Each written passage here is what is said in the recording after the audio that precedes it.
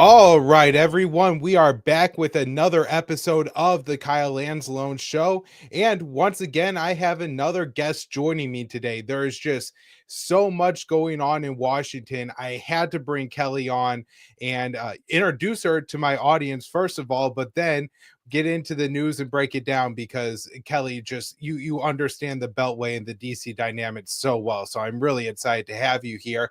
For people who don't know, Kelley Vlahos is the editorial director of the Responsible Statecraft and senior advisor at the Quincy Institute.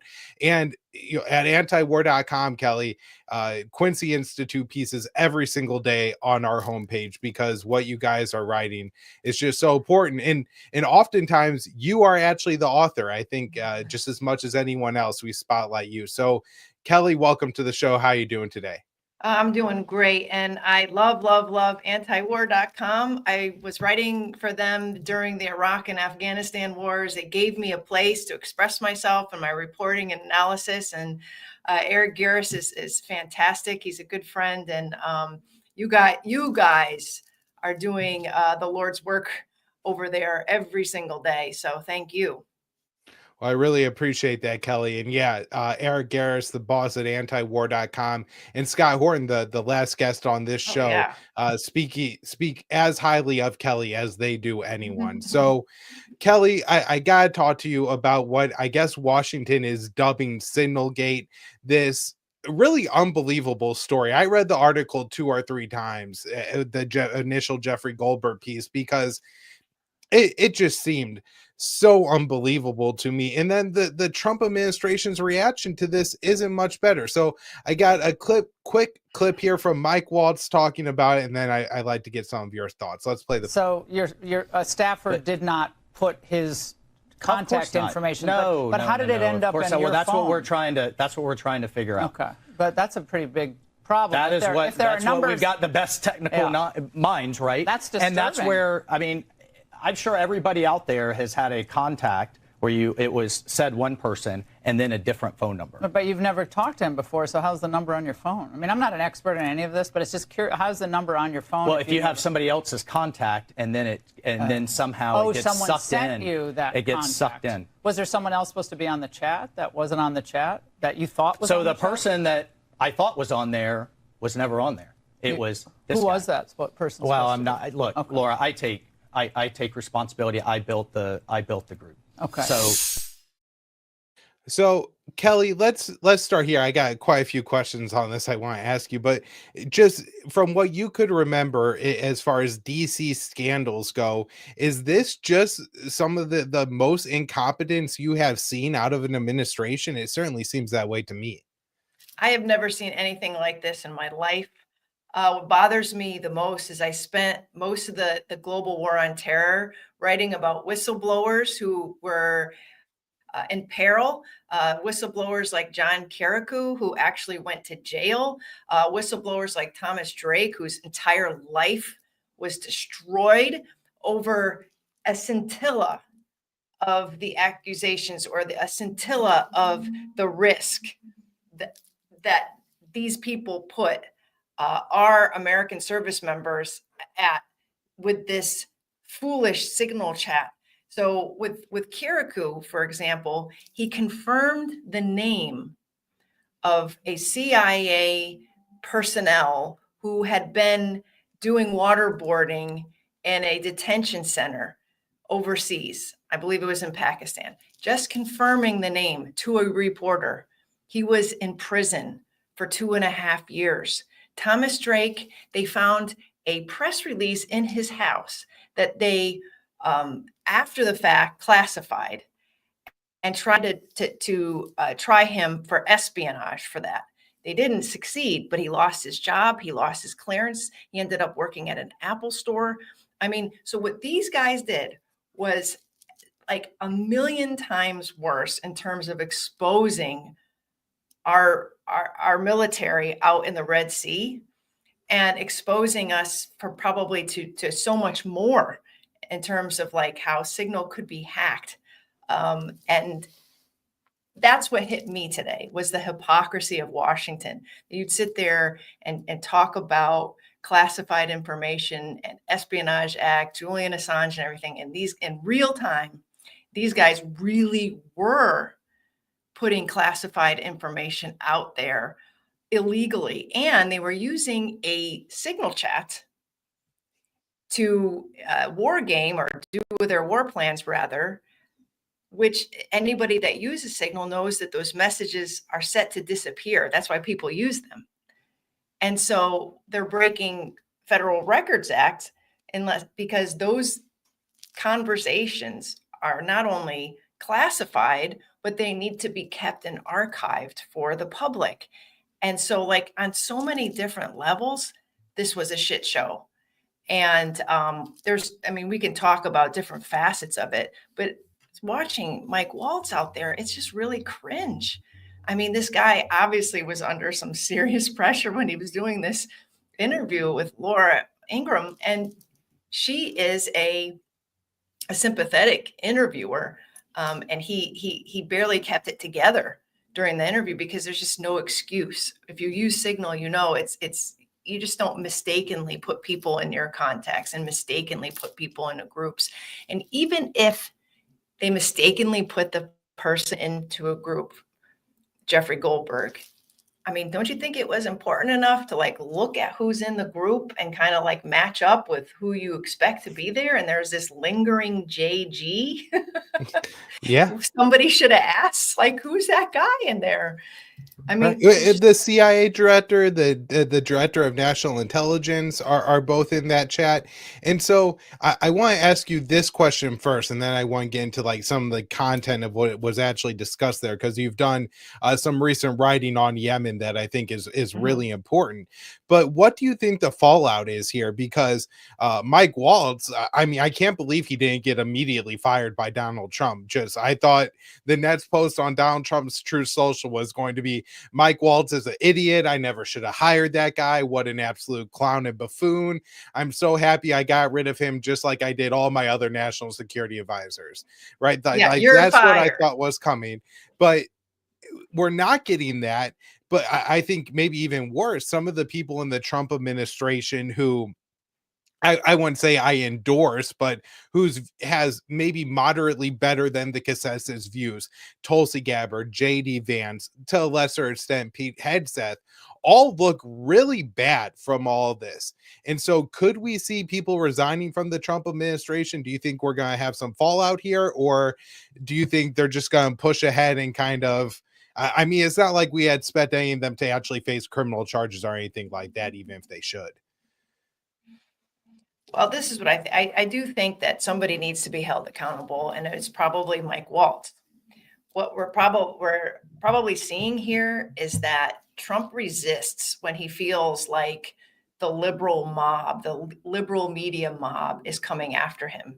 And I think that might be prevailing here. And so he feels, and I can't speak for Donald Trump, but he likely feels like he has to dig in and protect these people, because the biggest voices and shouting against him are coming from, the Atlantic, Jeffrey Goldberg, one of his arch enemies out there in the media world, Washington Post, New York Times, the Twitter, the X, liberal X sphere. So maybe he is resisting because he's reacting to what he sees as yet another attack on him and his people. But that it just doesn't explain away the fact that somebody needs to be held accountable for this massive breach and protocol and security. And so I don't know, Kyle, like what will happen. I feel like if he should do everybody a service and make an example of Mike Waltz, because let's keep in mind here, he has been engaging, and Doge has been engaging in widespread firings, people getting laid off, people having to justify their jobs all over the federal government, whether you agree with that or not. That's been going on. That's been first and foremost in what his activities have been domestically, aside from the deportations and the immigration issue. And so American people are like, okay, so this federal worker down the hall there or in my neighborhood has to justify why they should be kept around. or they've been called incompetent or obsolete. And then you have this example of these federal officials who are displaying the most stunning examples of incompetence right there in real time. It's hard to explain why those people can stay and get another chance, but all these, tens of thousands of people have to go. And I know that that might not be apples to apples, but I'm trying to entertain how the American people will be taking this story home. It's become very partisan too. So a lot of people who support Donald Trump are out there saying this is a lie, this is confected, this is just more Democratic witch hunting. But I think most Americans are looking at this and like, this is just plain wrong. Somebody's got to go. This is amateur hour, clown show, whatever you want to call it. As far as JD Vance and Tulsi go, I don't know if there was much from Tulsi in those chats. So you'll have to correct me if I'm wrong. As far as JD goes, I was a bit heartened to see that he was one person in this group that tried to red team the whole Yemen bombing operation. And it sounded like this thing was already going. I mean, it was going to happen. This wasn't a debate about whether or not that the United States should be striking Yemen at that particular time. But JD did say, hey, man, maybe we don't want to do this right now. We got all this stuff going on in Ukraine. We got the economy here. We got other priorities. Can we wait a month? It'll still be there to bomb in a month. And Joe Kent kind of leaned in and said, JD has a point. This timeline we shouldn't be held to it, but they were obviously quickly overruled. You are probably referring to the chats that came out today in which JD Vance had responded to the actual bombing by saying, good direct hit.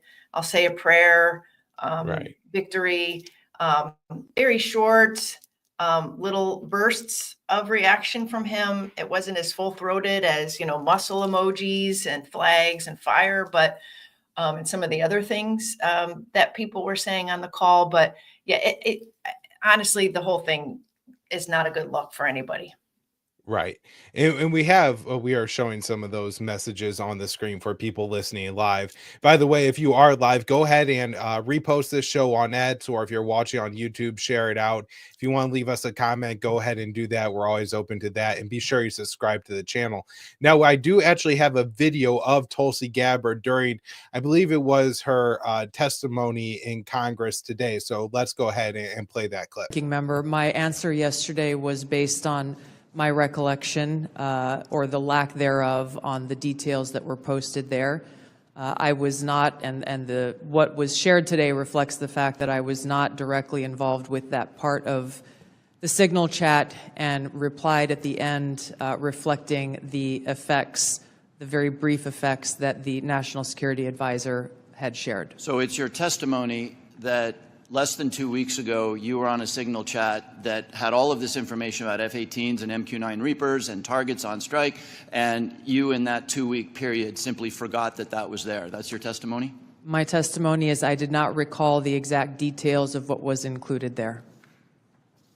That was not your testimony. Your testimony was that you were not aware of anything related to weapons packages, targets, and timing. I think she looked so bad through all this.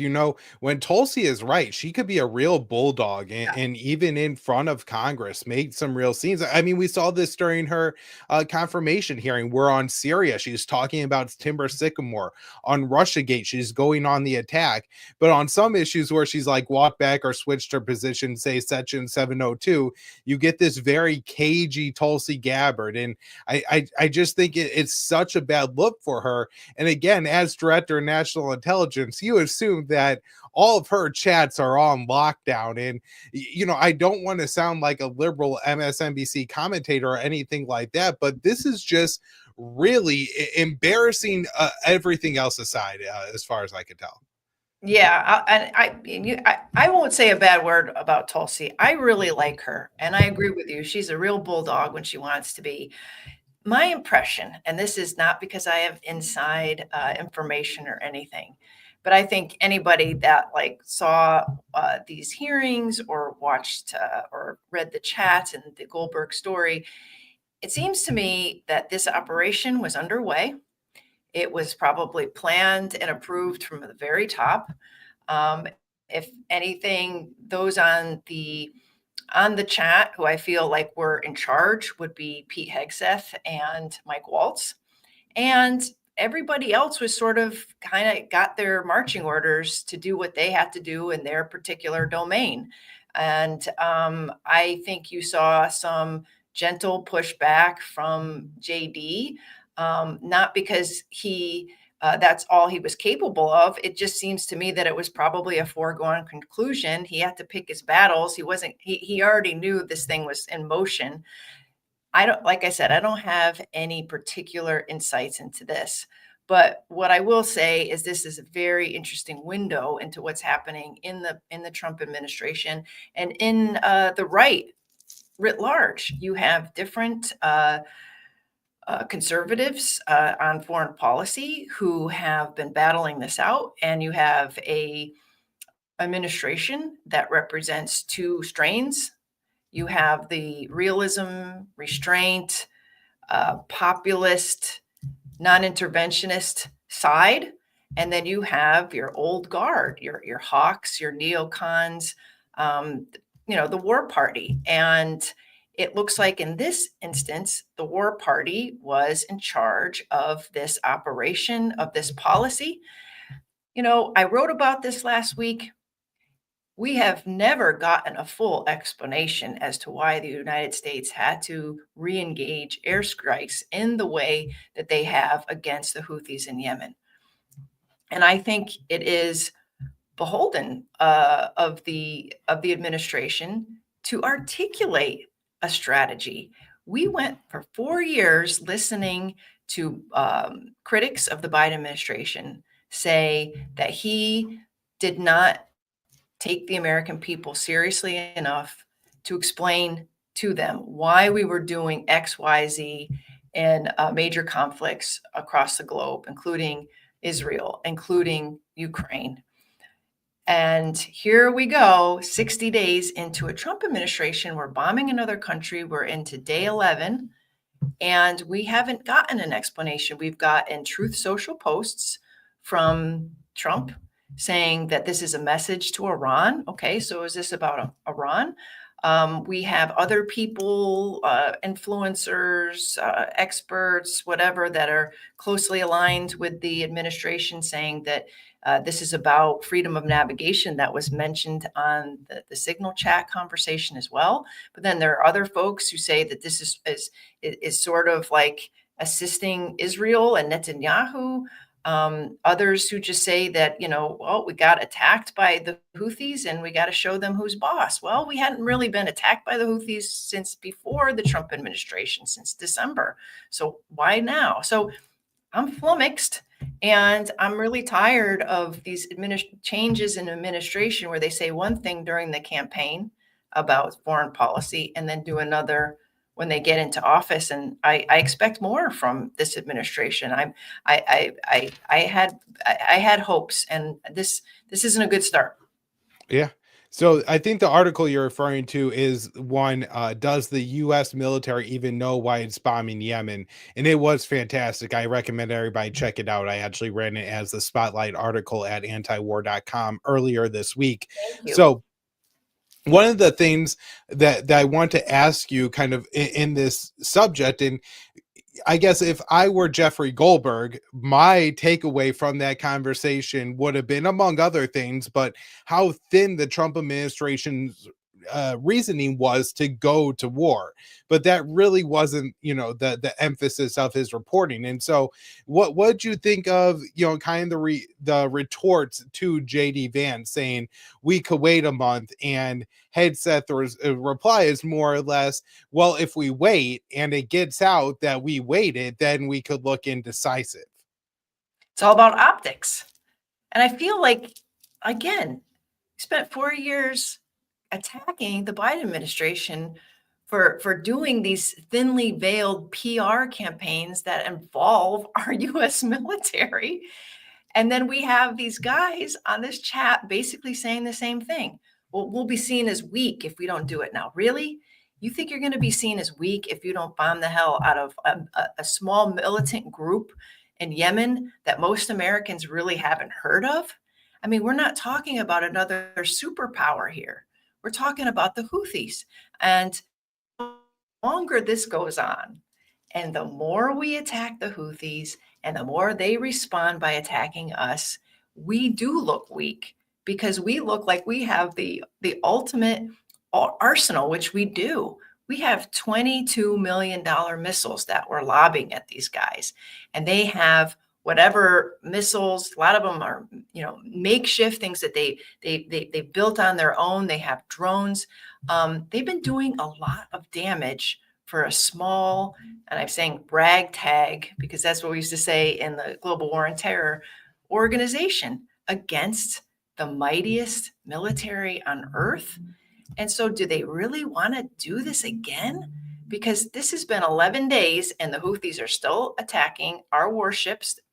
And when I say attack, meaning they lob a missile, we intercept. They lobbed the drone strike at Tel Aviv, I think yesterday or overnight, it was intercepted.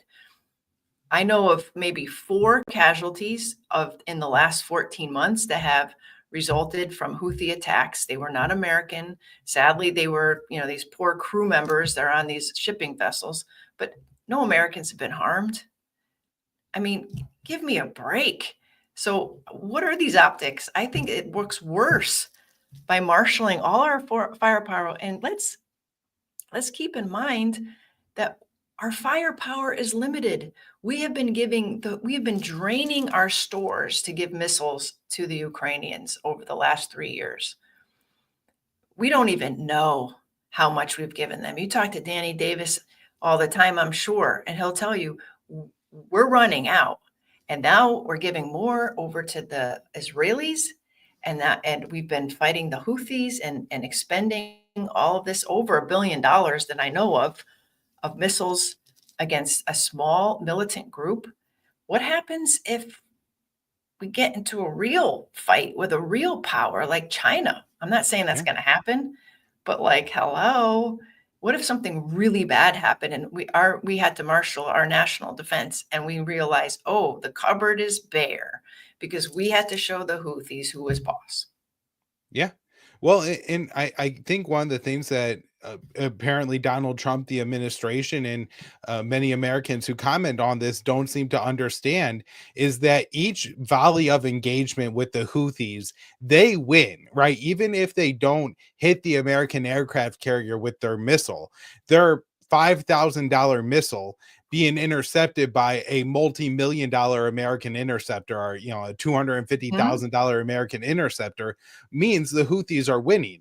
Also, it's on their home territory. So where the American ships have to go somewhere to restock their missiles, maybe to Diego Garcia, a European base, the Houthis are able to just continue to fire them, and even firing them at Israel this past week. It's not just the American aircraft carriers.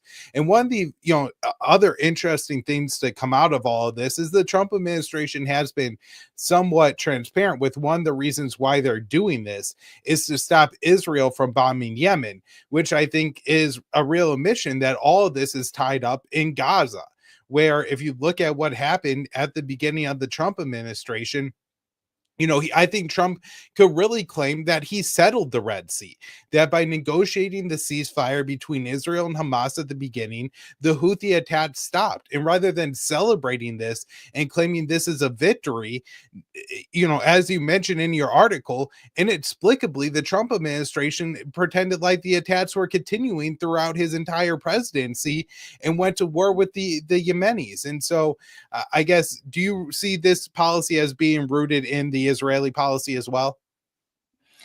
Yeah, and it really depresses me because, as you say, Trump was on this trajectory. I mean, you remember the inauguration speech where he said he wanted to bring peace to the Middle East. You know, a lot of people guffawed, oh, yeah, or whatever. But what he had there in his hand was a ceasefire that his own administration was getting credit for. All he had to do was to ensure that that ceasefire held. And he's the deal maker. He could have done it because the Houthis did hold back their attacks after that ceasefire was brokered. They only said, we will renew our attacks if the ceasefire is broken. And, you know, we can talk about how that ceasefire was ultimately broken, but the Israelis decided they were going back to war in Gaza, dropped more bombs. They restarted the incursions, the ground incursions, and the Houthis started their attacks again. And so then we immediately say, well, we got to go to war with the Houthis. But this had a political solution, all of this, as you mentioned, and it was already, in motion. And it just seems like going on this one road, and then the Trump administration decides to veer off, and he veers off in the direction of Benjamin Netanyahu, and it's unfortunate because Benjamin Netanyahu has his own political interests here. He wants to stay out of jail. He wants to keep in power.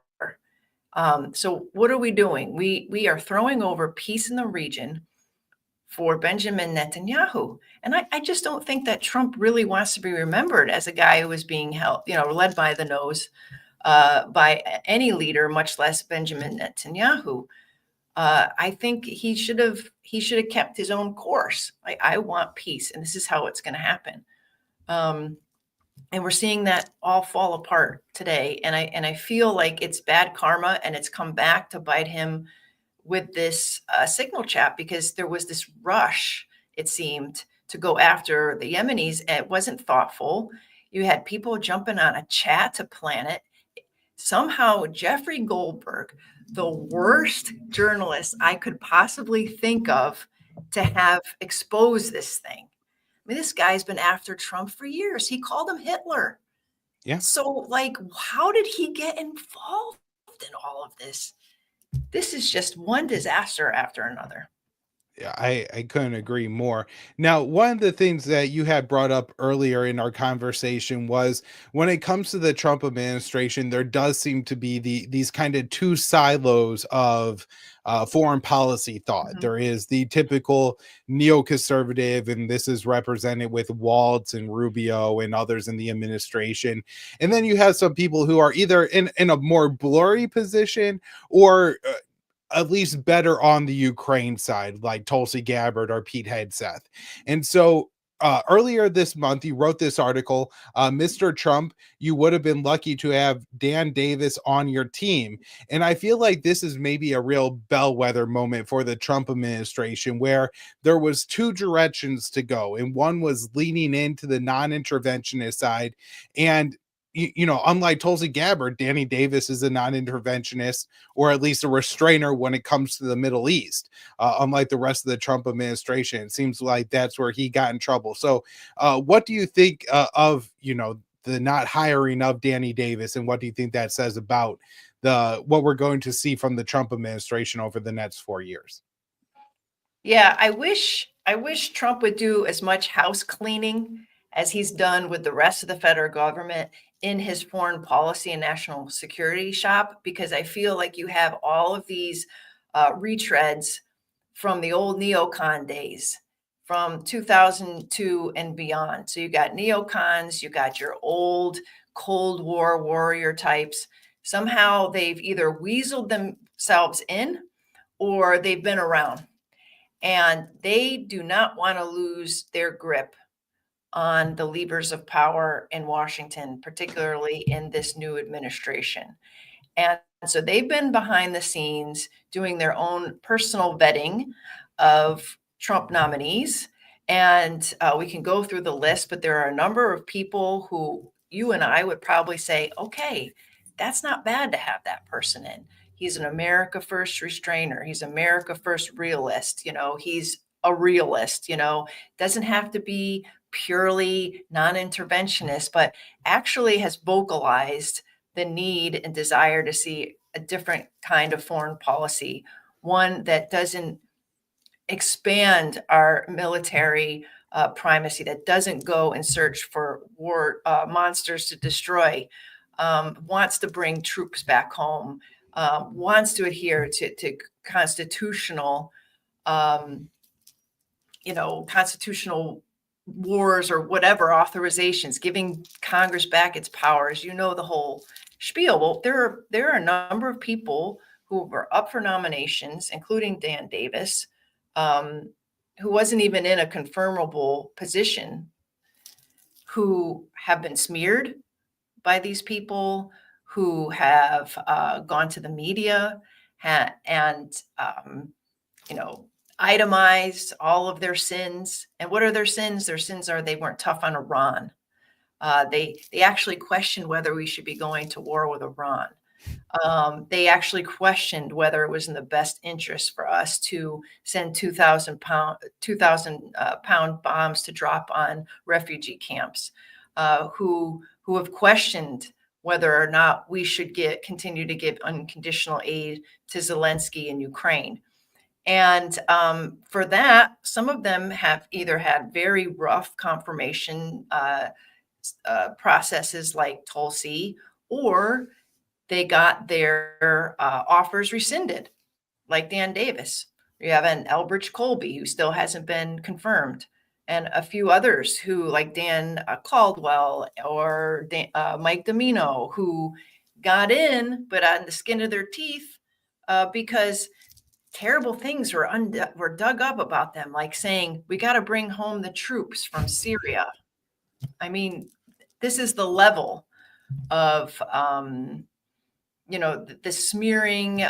This is the level of antagonism against anybody who doesn't agree with the current foreign policy status quo, which is very hawkish, is very pro-Israel, very anti-Iran, very pro-military, force projection everywhere in the world. And some of these people were pretty full-throated against all of that. And, so there's been a campaign against anybody who's different in this administration. Well, Kelley, we've been pretty hard on the Republicans in this episode. And I think one of the reasons that the foreign policy establishment or consensus is so hostile to, maybe people on the right who do have a little bit better foreign policy ideas is because the political opposition has the same foreign policy as the establishment Republicans. And that's demonstrated really well in this last clip I have for you today. So let's play the Fetterman clip. Everything. How about giving him a beeper? It's a. Now this is a silver-plated beeper. The real beeper is like 1/10 the weight. It's nothing. Really? But it changes history. When that story broke, I was like, I love it, and now it's like, thank you for this. Yeah, no, all right, no, thank you. Thank you. So I guess I shouldn't be surprised that this is the thought process of a man who wears his pajamas to work. But I just really want to get your thoughts on Senator Fetterman. And I guess it seems to me concerning that our leaders in this country are just so unimpressive and so stupid and so sold out on the Israel issue. I don't know where to begin on this. So I will just, I guess, let's just talk about the obvious. AIPAC has a very, very broad influence, let's just say, over both the Democratic and Republican sides of the aisle. And you have people who get elected, they come to Washington, no matter what they got elected. Usually they've got elected on slogans in which they say, I'm going to go down to Washington and clean up that swamp. And I'm going to do something right. And I'm going to look out for my constituents. I'm not going to be a tool of special interest. Well, then they come down here and they realize they have to get reelected in 2 years, particularly like the House members. They're really on the hot seat. They got to start raising money fast. Senators do too, because their campaigns are upwards of $1 billion at this point. I mean, it's so expensive. So they all got to come down here. And you think that they're reading through legislation and trying to figure out what's best for their constituents? No, they're raising money every day. And so you have AIPAC that's coming on. It's marshaling support for you. All you have to do is make sure you are on the right side of this particular issue, which is Israel and all the attendant sub-issues, whether it be anti-Semitism on campus, whether it is Iran and marshaling some sort of military threat against Iran's nuclear program. There's a number of issues, and you got to make sure you're on the right side of it. And then when something comes up like the war in Gaza, and you're watching thousands of children being killed, women having babies, and their babies being they die in the tent from cold and malnutrition. You see tens of thousands of orphans created, and it bothers you. But you know that if you speak up, if you know that you get out in front of this issue too loudly, you might be risking that money, that support, the support of your fellow members who are also in the same boat as you. This is common knowledge in Washington, and I think you saw that during the Biden administration, where you had Democrats who had constituents back home in places like Dearborn, Michigan, who were saying, "What are you doing?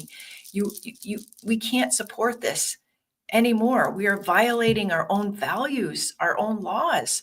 Stop this." And then they'd go back to Washington, and you wouldn't hear a peep from them. They knew that there was this disconnect, and then that was all borne out in the election. And one of the reasons why Kamala Harris lost the election is because she lost that whole part of her base who are expecting her to be stronger and to actually support, to reflect their interests and values on the stage, and she didn't. And so I think what you saw with Fetterman is just sort of like the cringiest example of members who aren't their own people anymore. They're not representing their own people anymore. And that's too bad. I mean, because I think we really have, I know there is a absolute human catastrophe going on in Gaza right now. And we're complicit because we've sent them $4 billion a year. And Trump has sent billions already, and he's only been in office for 60 days and promised them more weapons all the way through like 2027. And so this isn't just an abstract, like, we don't like what's going out there. It makes me feel bad. No, we're actually paying for it. We do have a responsibility. And I don't think it's in the best interest of the United States. If you're not concerned about the humanitarian element of this, be concerned as an American. Is what we are funding over there in the best interest of Americans? What is it doing for us here? Is it making us safer? Is it making us more prosperous?